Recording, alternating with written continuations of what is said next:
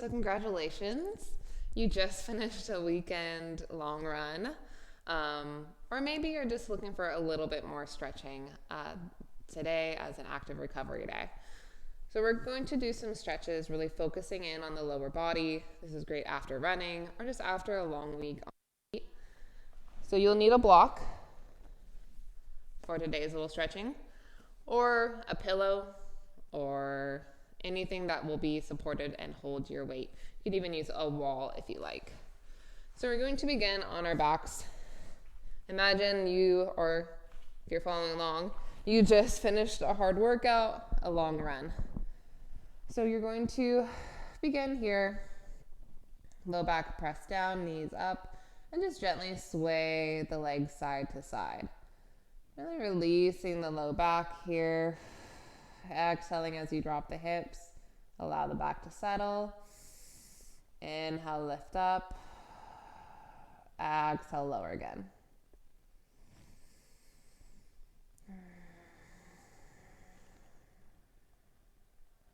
This can be as slow or as fast as you like. Make sure you're holding for a round of breath. So after about 30 seconds, a minute of those, however long you need, press your feet in and tuck the pelvis so that you can feel the low back on the ground. And this should feel good in and of itself. And then draw that knee to your chest. Hold it here for a little bit. Again, pressing into the back. You might even lift the hips up just a little bit to massage that low back. I know I do, and a lot of others of us out there have a little bit of a sway to our back and might press our hips forward. This can be from tight quads, so we'll definitely stretch out the quads a bit here too. And then lift the leg up. Whew.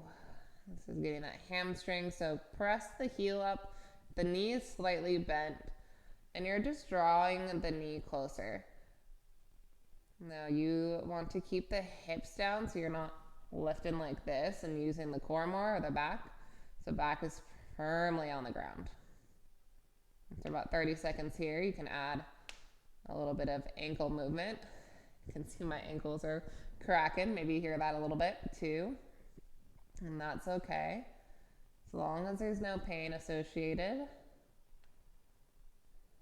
Sometimes the ligaments and the muscles all just kind of move over each other, get a little bit stuck.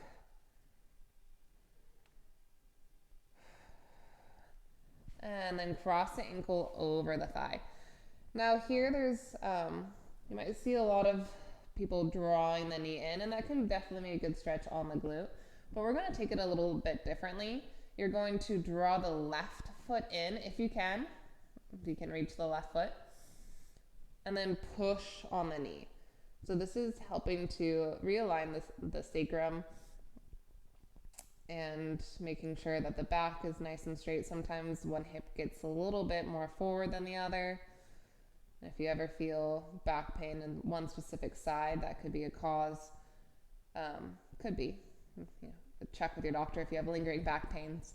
But this can be helpful and just feel good on that hip joint. So this is more for the hip joint than the stretch and the glute. We'll get there in a second. So after about 30 seconds holding and finding that counter push pull, you can release the leg.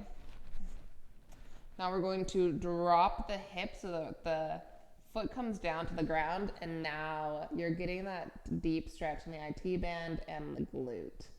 If this is too much, then draw that knee in, and you're still going to get that glute hip stretch.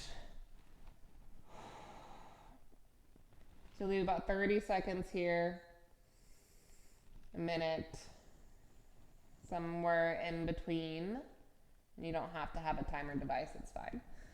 So do both sides, make sure you're balanced out, and then you're going to roll onto your belly.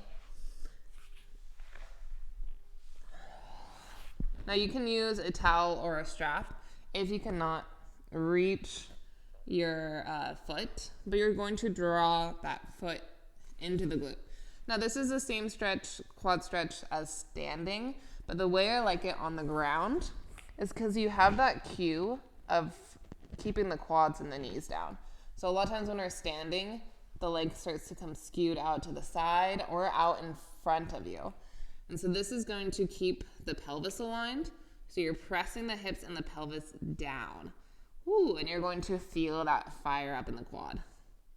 So again, if you need a strap here or a towel, you can wrap that around your foot to help you bring that a little bit closer. So again, about 30 seconds here each side. And then one of my favorite for the chest here, I'm going to flip around so I don't smush the mic. You're going to extend that arm out to about a 90 or 45 degree angle. The other hand is pressed in, and then you're rolling over. Now that foot can come kicked over or just rest here. So you're opening up the chest. At the same time, you're going to grab that foot here and try to keep the knees down and open up the spine. So you're getting the quad, the back, the chest here. Just opening up that front line of the body. And again, make sure you're repeating on both sides. And do another with the quad. So use a block here behind you, or you can use a step or a bench if you need a little bit more assistance. Grabbing my stool here. Get the foot on top of the stool, and then try to step that leg out. And this is going to, again, get that quad fired up. You can also use a wall. And again, hold about 30 seconds each side.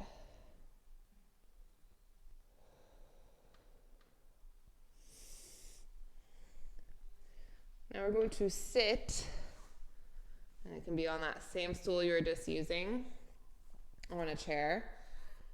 Keep your feet nice and wide, and you're going to slide your arm down as you rotate. And this is going to stretch that QL back here, or that kind of back pocket muscle. Again, releasing some strain in hips and back.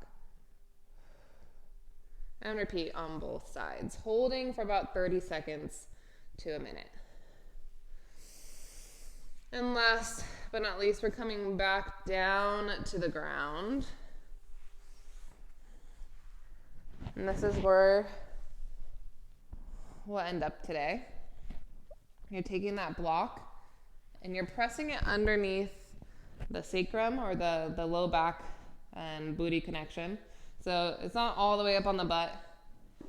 It's on the butt, but you want to feel the back supported. So if it feels like your back's caving in, bring it up just a little higher. And then from here, the legs come up. And this is just a nice restorative posture for the legs. We're on our feet, we're on our legs all the time. Gravity is pulling down. So now gravity is pulling up, still pulling down, but it's going up towards the hip. So you're getting that fresh blood flow.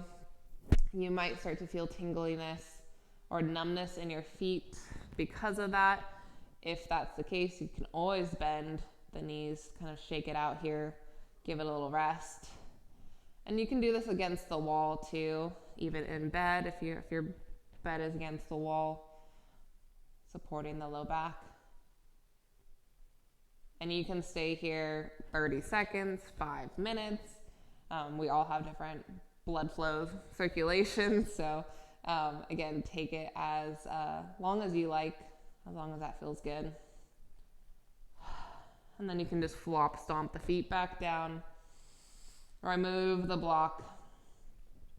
Feet come together, knees drop into a hip stretch. And then here, finishing off with some diaphragmatic breathing. So hand is coming down to the belly. You're taking a deep breath in, try to press that belly out, full the lungs all the way.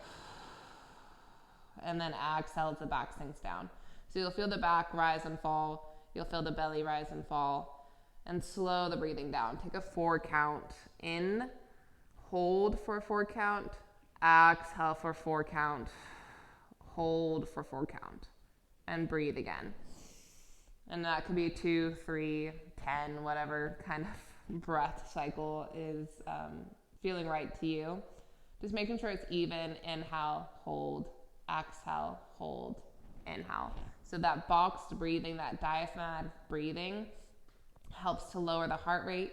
And this will be a good breath rate for when you're running, is to work that diaphragm. So you're not just breathing up into the shoulders and the chest. And that's when you start to feel tightness in the shoulders and neck. Yeah, to finish off here, you can end up falling asleep. And this is, again, a great stretching series, relaxation series for that active recovery day, or just when you're feeling like you need a little bit more. So hope you enjoyed, and make sure that you give yourself those rest days in order to recover properly. And we'll see you again back out in class or on the run.